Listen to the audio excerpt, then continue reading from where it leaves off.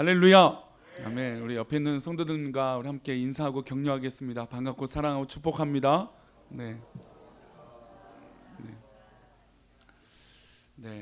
우리나라는 인사라는 게 참 중요하죠, 그렇죠? 인사가 생각보다 굉장히 중요한 민족입니다. 또 뭐 예의가 동방의 예의 뭐 지국이라고 하는 뭐 예의에 관련된 부분들은 아무래도 우리나라가 많은 부분에서 고민을 많이 하는 나라인 것 같아요, 그렇죠? 그러다가 우리 존댓말도 있는 나라이고, 그렇죠? 상하 존칭이라는 것이 굉장히 엄격한 나라이기도 합니다. 위치라는 것이 사람에게 참 중요한 것 같습니다. 소위 성공이라는 것도 뭘로 판가름할까요? 위치로 판가름하는 경우들이 있죠. 게다가 사회는 어떤 사회 현상으로 되어 있냐면 조직의 문화로 형성이 되어 있습니다. 그래서 조직의 문화가 있기 때문에 서열을 존재하고 서열로 인해서 직책으로 그 사람들을 평가하고 줄을 세우기도 합니다. 보통 회사에는 어떤 서열이 있냐면 인턴이 있고 그 다음에 뭐가 있습니까? 사원이 있고 사원 다음에 대리가 있습니다. 대리가 있고 과장이 있고 차장이 있고 그 다음에 무엇이 있습니까? 부장이 있죠. 혹시 이 직함에 맞는 분이 님자를 안 붙인다고 해서 기분 나빠하지 마십시오. 부장, 또 팀장이 있죠. 때로 뭐 팀장이라고 얘기도 합니다. 그 다음에 이사나 상무, 보라고 얘기합니다. 그 다음에 이제 상무랑 전무, 부사장, 사장, 회장 이렇게 사업 기업체의 직책을 나누게 되죠. 이사에 오르면 그 회사에 무엇이 되는 것일까요? 임원이 되기 시작합니다. 임원이 되기 시작하면 그 회사에 대해서 뭔가 더 책임감과 어떤 그런 이 영향력들 그리고 자신의 말 한마디로 영향을 줄 수 있는 부분들이 상당히 많아지게 되죠. 이런 직급과 직책으로 서열을 나누게 되다 보니 당연히 위아래라고 하는 존재가 생기게 마련입니다. 군대에서도 마찬가지죠. 일반 병사는 어떻게 계급으로 나눠져 있습니까? 2등병, 2병, 1병, 상병, 병장입니다. 그러니까 일반 병사들 사이에서는 이 병들 사이에서는 4병이나 뭐 4병이라고 얘기하지 않고 병장이라고 얘기합니다. 그러니까 병들 사이에서는 장이라고 얘기하죠. 그러니까 일반 병사들은 그렇게 말합니다. 이제 그 다음에 소위 말하는 직업 아니면 이제 소위 이 모든 이 군인으로서 역할하는 게 이제 뭐 하사, 중사, 상사, 뭐 이제 뭐 특수 직업 어떤 건 전문성을 갖고 있는 중위도 있고요. 그 다음에 뭐 소위, 중위, 대위, 소령, 중령, 대령, 준장, 소장, 중장, 그 다음에 대장, 원수 이렇게 계급이 나눠져 있습니다. 이런 계급과 조직이 있다 보니까 사람이 본성이 그렇잖아요. 이왕이면 밑에 있는 조직의 문화보다 어디 있는 게 더 기분이 좋을까요? 위에 있는 것을 본능적으로 더 좋아하게 됩니다. 그래서 의미 있게 조직을 운영하기 위해서 상하라고 하는 이 조직의 서열을 나누기도 하고 또 사람의 이 본능적인 높은 데 올라가고 싶어하는 그 본능을 이용해서 더 열심을 요구하게 만들기도 합니다. 직책의 효율성을 가지고 업무를 효율적으로 하기 위해서 이런 직책들을 나누게 되죠. 그런데 이런 의미가 효율성이나 어떤 그런 업무의 진행적인 책임감이나 이런 긍정적인 것으로 업무와 서열과 위치가 결정되면 좋겠지만 단순히 내가 높아지는 것과 단순히 내가 성공이라고 하는 것이 높은 데 있다라고 생각하면 그 다음부터는 이 조직의 문화가 어떻게 될까요? 굉장히 경색이 되고 경직되게 되어지게 됩니다. 우리나라는 특별히 이런 이 서열의 문화가 왠지 상하의 위치의 목적으로 좀 문화가 있는 것 같습니다. 외국 기업 같은 경우는 그렇지 않죠. 물론 오너 최상위에 있는 이 최상위에 있는 어떤 그런 사장 이런 분들을 이런 부류들은 또 다른 의미가 있겠지만 아무리 직책이 올라가도 굉장히 편안한 게 이 상하 관계로 이 기업이 운영되는 것을 볼 수 있습니다. 그래서 최근에 우리 한국 사람들도 어느 기업에 취업이 되기 원하냐고 물으면 외국계 기업에 취업하고 싶다라고 얘기를 많이 하죠. 물론 한국 기업이 전적으로 잘못됐다라고 하는 의미로 말씀드리는 건 아니고 아무래도 좀 자유로운 그래서 어떤 그런 위치적인 서열적인 것에 목매어 있는 어떤 그런 직업군을 가지려고 하는 게 아니라 좀 평안하게 자기를 개발하고 싶은 직장의 의미로 생각했을 때 그렇게 외국계 기업을 좋아하기도 합니다. 물론 우리나라 이 조직 문화와 이 기업들도 다 훌륭하게 그 기업들을 잘 운영하고 있죠. 그런데 우리가 가끔 그런 편견을 가진다는 게 문제인 거죠. 어떤 편견입니까? 아, 나는 저 높이에 올라가야 돼. 저 직위에 올라가야 내가 성공을 한 거야. 물론 그 직위와 직책을 가지게 되면 월급도 더 많이 벌게 되고 돈도 더 많이 벌겠죠. 그런 긍정적인 면도 있지만 그것이 단순하게 성공의 잣대의 기준이 되어버릴 때 스스로에게도 마이너스 되는 경우가 있다는 것입니다. 교회에도 조직이 있습니다. 어떤 조직이 있습니까? 담임 목사와 교육자가 있죠. 그리고 장로님들이 있고 안수일사님, 권사님, 설일사님, 권찰님들, 또 이렇게 성도로 구분할 수 있습니다. 뭐 교육부서야 뭐 그 교육부서의 이름에 맞게끔 분류가 되어지는 것이죠. 부서와 팀을 맡고 있으면 부서의 팀장이라든지 부서장으로 이름을 불리기도 합니다. 교회의 조직과 운영이 바로 이렇게 되는 것이죠. 그러면 이런 조직과 체계를 위해서 세워진 직책을 우리가 믿음의 관점으로 어떻게 바라봐야 될까요? 우리는 믿음은 잘 해석해야 된다고 근 2달 동안 말씀을 나누었습니다. 믿음은 해석을 잘해야 되고 그 다음에 해야 되는 게 바로 믿음에서 어떤 위치를 내가 고민해야 되느냐라고 말씀을 드렸어요. 우리가 아무리 야곱처럼 자기 집을 떠나고 있는 그 상황 가운데도 누가 함께 해주십니까? 하나님께서 함께 해주시니까 그것이 돌을 베고 잠을 자는 곳이든 내가 어디 있든 하나님이 함께 해주신 그것이 무엇이 됩니까? 베델이 된다는 것이죠. 그래서 그런 위치가, 믿음의 위치가 중요하다는 것을 말씀을 드렸습니다. 그러면 우리 온 성도들이 모여있는 이 교회라고 하는 위치는 어떻게 바라봐야 될까요? 오늘 그 부분을 통해서 우리 성도님들이 속해 있는 이 꿈꾸는 교회에 하나님께서 부르신 의미가, 또 믿음을 주시는 그 의미가 더 확실해지시기를 축복합니다. 오늘 본문의 누가복음의 저자인 의사인 누가가 예수님에 대해서 기록하기로 결심을 합니다. 성경에 수많은 저자들이 있지만 누가는 자신이 이 성경을 기록하는 목적을 분명하게 기록을 했어요. 우리 1절과 2절인데요. 우리 말씀을 보겠습니다. 1절과 누가복음 1장 1절과 2절입니다. 함께 읽겠습니다. 시작. 우리 중에 이루어진 사실에 대하여 처음부터 목격자와 말씀에 일꾼된 자들이 전하여 준 그대로 내력을 저술하려고 붓을 든 사람이 많은지라. 우리 중에 이루어진 사실은 어떤 사실입니까? 바로 예수님이 이 땅에 오셨고 우리와 함께 하셨고 십자가에 달려 죽으셨고 부활하셨다. 이 모든 가정, 그리고 승천하셨다라고 하는 이 모든 가정을 이 이루어진 사실이다. 이게 가짜가 아니고 사실이다라고 얘기하면서 이것을 본 목격자들이 있잖아요. 그렇죠? 증인들이 있습니다. 그 증인된 사람들과 함께 말씀에 일꾼된 자들이 전해준, 그러니까 자신뿐만 아니라 뭐 사도들, 또 예수님을 따랐던 모든 사람들이 예수님을 보고 느꼈고 목격했던 것을 다 이야기를 나눴다는 것이죠. 그 말씀에 일꾼된 자들이 전하여준 그대로, 그러니까 누가는 이 말씀을 뭐 꾸미거나 보태려고 기록했던 것이 아니라 어떻게 기록했습니까? 그대로 기록하기를 원했다는 것입니다. 그래서 그대로 내력을 저술하라고 뭘 들었습니까? 붓을 든 사람들도 많은데 그 중에 누구라는 것이죠? 자기도 그래서 붓을 들었다는 것입니다. 우리 중에 이루어진 이 일에 대해서 예수님의 행적과 기적을 붓을 통해서 기록을 함으로 우리 후대에게 또 주변에게 알려주고 싶었던 것입니다. 그래서 이 예수님에 대해서 기록하고 예수님의 말씀을 사람들에게 전해주고 싶었는데 특별히 누가는 대상이 있었어요. 누가가 이 누가복음을 기록하고 사도행전을 기록하는데 대상이 있었어요. 난 꼭 이 사람이 읽어야 된다, 이 사람이 이 기록된 말씀을 읽어야 된다라고 생각을 했습니다. 그 대상이 3절과 4절에 나와 있습니다. 우리 3절과 4절 읽어볼까요? 시작. 그 모든 일을 근원부터 자세히 미루어 살핀 나도 데오빌로 각하에게 이는 각하가 알고 있는 바를 더 확실하게 하려 함이로라.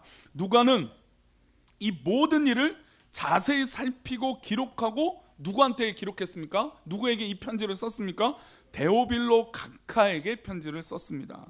이 데오빌로 각하에게 편지를 써서 예수님에 대해서 이야기를 해주고 또 수많은 사람들이 공통되게 얘기했던 예수님에 대해서, 이 말씀에 대해서, 복음에 대해서 알려주고 싶었습니다.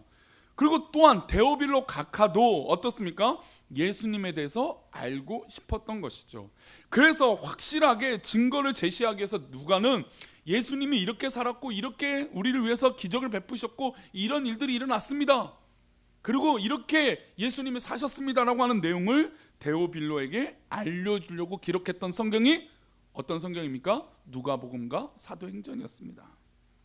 특별히 오늘 누가가 예수님에 대해서 알려주고 싶었던 이 대상자 데오빌로라고 하는 사람이 있었는데, 이 사람이 직함이 있었어요. 위치가 있었습니다. 어떤 위치죠? 각하라고 하는 직책이었습니다. 우리도 뭐 3, 4년 전에 각하라고 하는 말을 썼죠. 그렇죠? 요즘은 쓰지 않는 말이긴 하지만 예전에 각하라고 하는 말을 썼습니다. 상당히 높은 위치와 직위에 있는 사람에게, 그런 이 모든 통수권을 갖고 있는 사람에게 이 각하라고 하는 이름을 써줬죠. 게다가 예전에 이 로마 시대에 이 각하라고 하는 직책을 가졌다는 건 어떤 위치일까요? 굉장히 그 사회에선 높은 지위에 있었던 사람이라는 것은 분명합니다. 물론 이 데오빌로라고 하는 이 이름 자체가 하나님을 믿는 사람, 어떤 그런 선한 영향력을 가진 사람, 뭐 믿음의 사람, 이게 통칭적인 이름이라고 뭐 해석을 하는 경우도 있지만, 분명한 건 이 이름 데오빌로라고 하는 이름 이후에 뭐라고 하는 직책이 있어요? 각하라고 하는 직책이 있기 때문에 분명히 이 대상자의 직책을 염두에 두고 누가는 기록했던 것을 분명히 알 수 있습니다. 그러면 이 그 당시 로마 시대의 각하라고 하는 이 직분을 갖고 있던 사람이 교회 안에 들어오면 좋을까요, 안 좋을까요?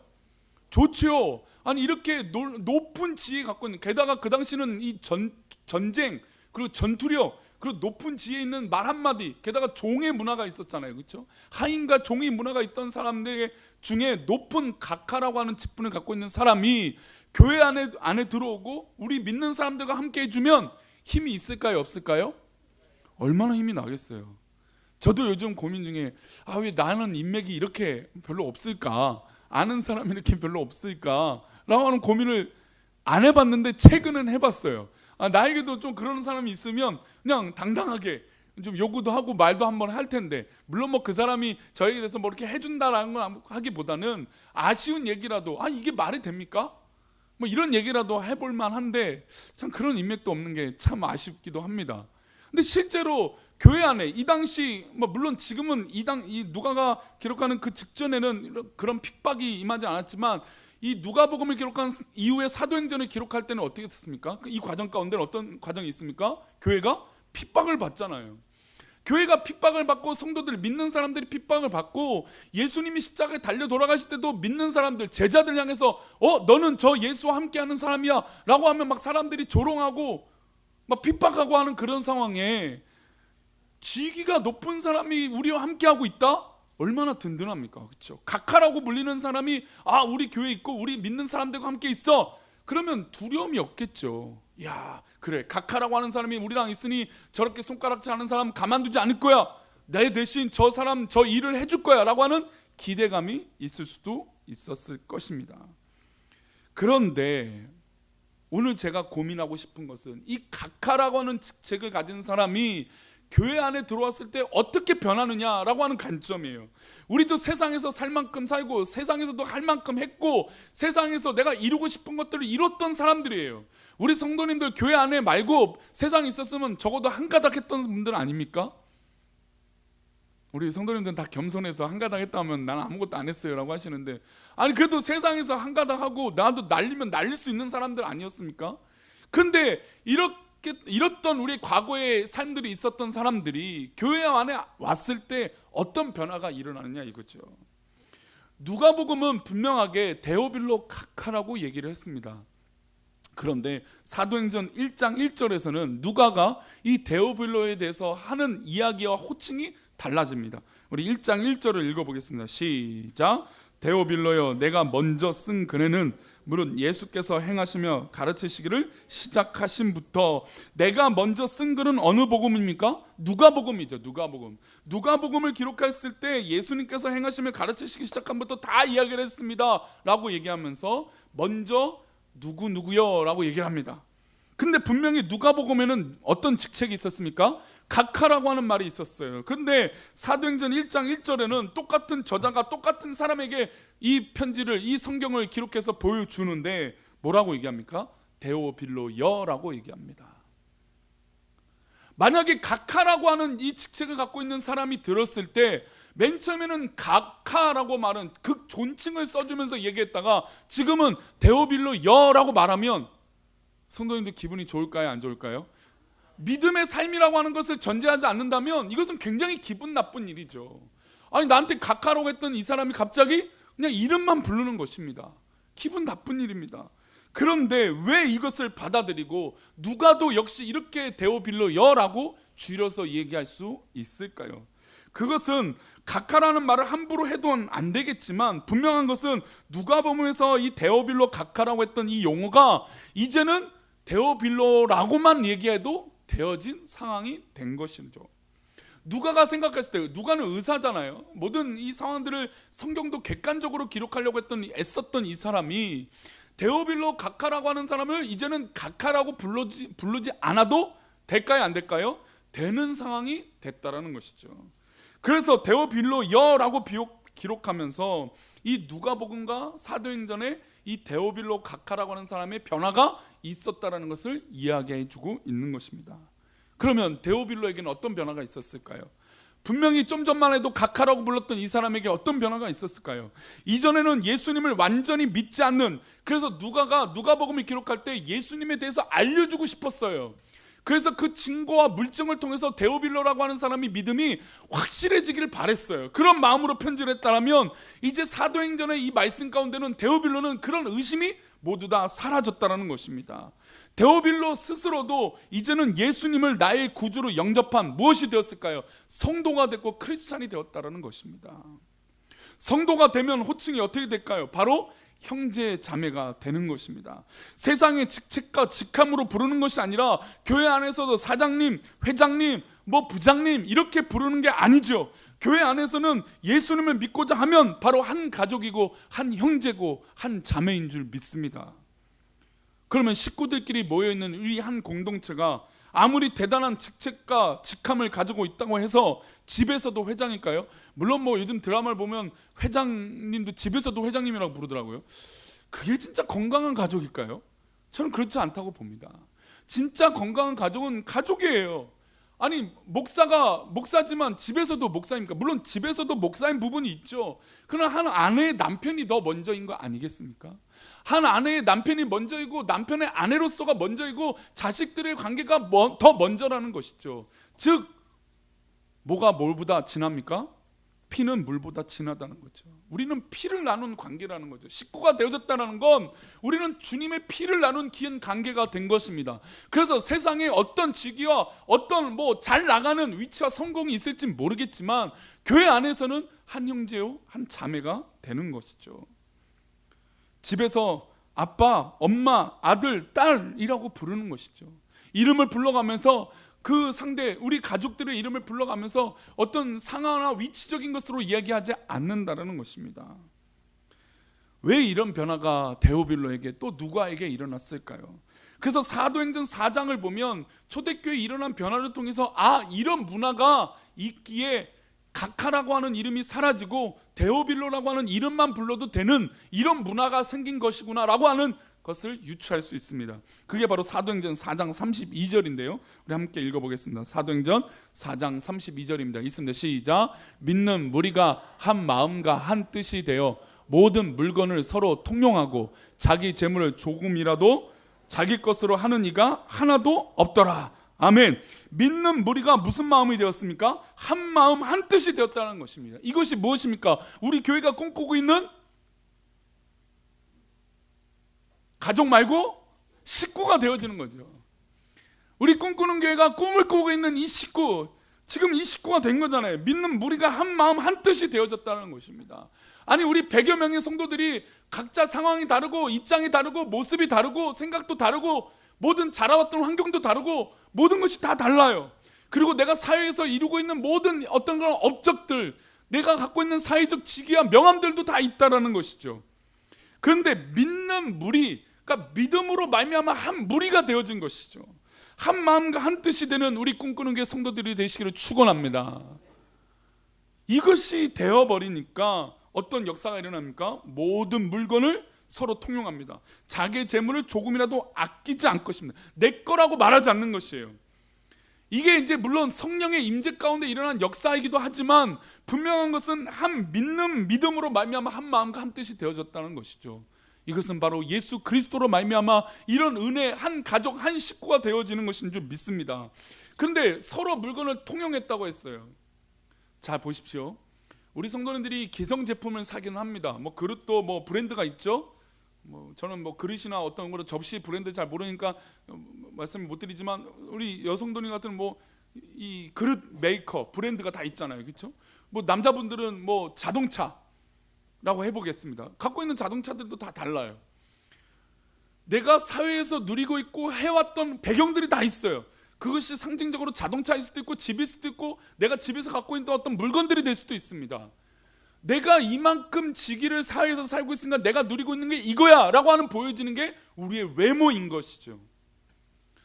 근데 그 외모를 교회 와서 한 마음 한 뜻이 되니까 이것이 내 것이야 저것이 내 것이야 라고 얘기하는 사람이 없이 다 우리 거야 라고 말하게 되었다는 것입니다.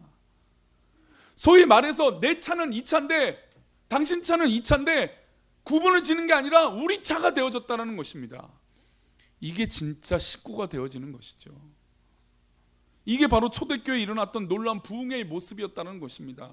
각하라는 존재예요. 이건 뭐 우리 어른들은 더 잘 아시잖아요. 각하라고 하는 이름만 들어도 벌벌 떨었던, 말도 안 됐던 시기들이 우리나라에 역사적으로 있지 않았습니까? 그런 각하가 이제는 이름만 불러줘도 되는 관계가 되는 건 바로 예수 그리스도로 말미암아 성령의 임재를 경험한 성도들, 한 식구가 된 성도들이 그렇게 한 마음이 되어졌다는 것입니다. 그래서 당신 물건 내 물건 구별하는 것이 아니라 우리 물건으로 서로 존중해주고 함께 여긴다는 것이죠. 게다가 재물도 그 위치라는 게 생기면, 위치가 올라가면 올라갈수록 뭐가 더 올라갑니까? 연봉과 월급이 올라가겠죠. 그 직책에 맞게끔 월급이 산정이 되어 있으니까요. 그런데 여기서 자기 재물을 어떻게 합니까? 조금이라도 자기 것으로 여기지 않아요.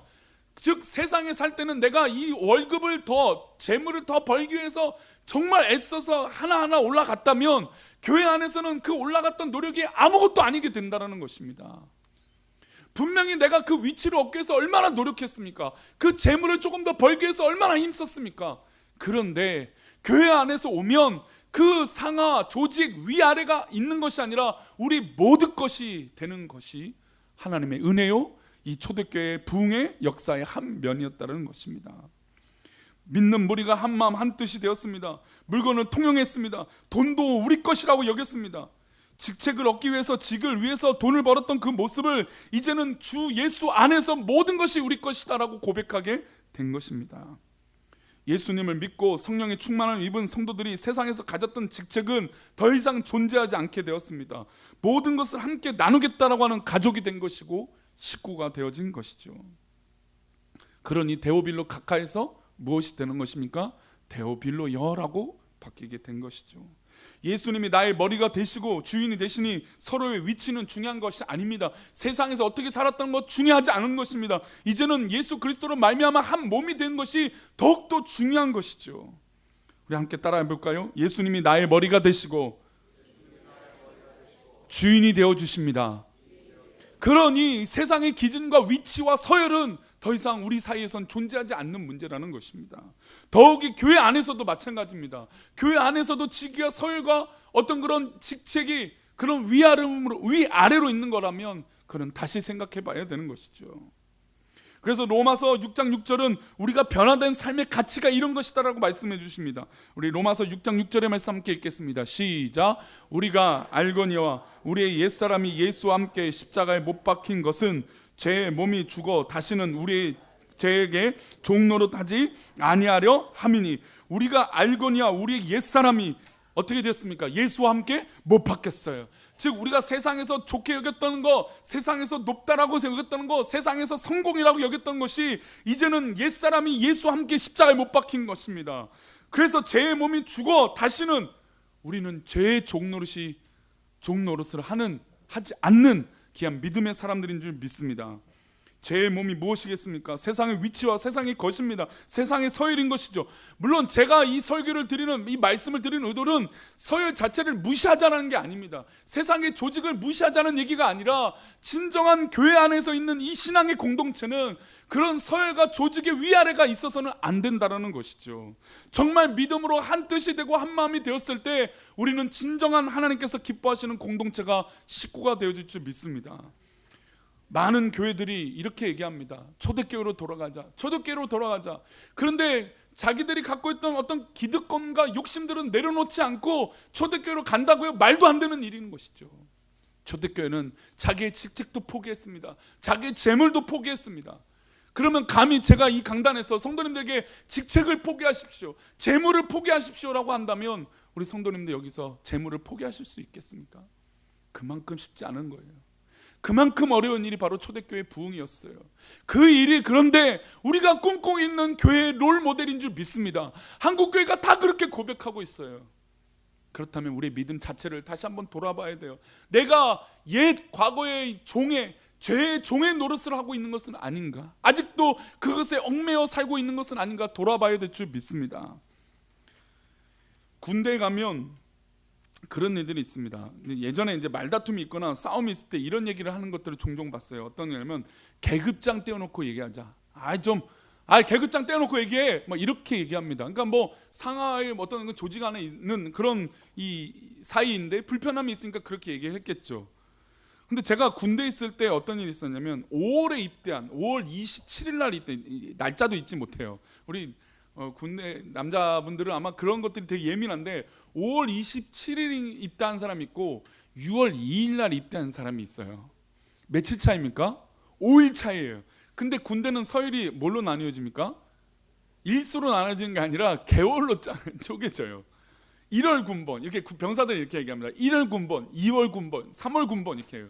그래서 뭐 5월 30일 날 입대하면 몇 월 군번이에요? 5월이에요. 6월 1일 날 입대해도 몇 월 군번이에요? 6월이에요. 그러면 조직으로 5월과 6월이 나뉘어져요. 선임이 되어버려요. 그리고 5월 1일 날 입대한 사람과 5월 30일, 29일이라는 차이 나잖아요. 근데 둘은 어떻게 돼요? 동기예요. 근데 저는 8월 군번이었는데 5월 군번이 20 며칠 날 입대한 이었고 6월 초에 입대한 이 선임이 있었어요. 근데 이 계급이 낮을 때는 별 문제 없었어요. 근데 계급이 이 5월 군번이 이제 병장, 소위 말하는 병들에서 장이 됐어요. 그 높아진 거죠. 근데 이 6월 군번은 아직 뭐겠습니까? 상병인 거야. 한 5일 차이로 이런 거예요. 근데 계급이 낮을 때는 그냥 서로 위하고 잘 지내다가 이제 계급이 차이가 딱 벌어지니까 5월 군번이 이제 세게 얘기를 하는 거예요. 근데 사실 며칠 안 남으니까 좀 존중해주거든요. 아무리 군대여도. 근데 그게 싫었나 봐요. 서로 그랬나 봐요. 그래서 5월 군번이 6월을 그 며칠 안 나는 이 후임을 굉장히 괴롭혔어요. 그래서 어느 날 이 6월 군번도 이제 뭐가 됩니까? 한 달 후에 병장이 됐습니다. 그런데 이가 그때부터 돌변하기 시작해요. 자기도 병장이 됐다라는 거예요. 그리고 여태까지 괴롭힘을 용서할 수 없다라는 거예요. 그래서 어느 날 밤늦게 점호를 마치고 왔는데 이 둘이 싸움이 났어요. 싸움이 났는데 그 6월 군번이 하는 말이 계급장 떼어놓고 맞짱 뜨자고, 싸움하자고. 그 싸움을 하더라고요. 그래서 부대가 한번 뒤집혀졌어요. 왜 그럴까요? 하극상이잖아요. 한 명이 이 지금 밑에 있는 이 군번이 아무리 그래도 1월 한개월 구분되어 있는 사람이기 때문에 상급자를 이렇게 한다는 건 말도 안 되는 겁니다. 아무리 뭐 당나라 부대 뭐 이런 뭐 쉬운 부대가 될지라도 그런 건 안 되는 거예요. 그래서 아무리 괴롭힘 받았어 라고 해서 이 선임을 공격하고 싸움을 걸어도 오히려 부대에서는 어떻게 될까요? 이 밑에 있는 사람을 문제를 삼게 되는 것이죠. 계급이라는 게 계급장을 아무리 떼어놓고 하더라도 군대는 뭡니까? 군대입니다. 그런데 교회 안에서는 이 계급장을 다 떼놓으라는 것입니다.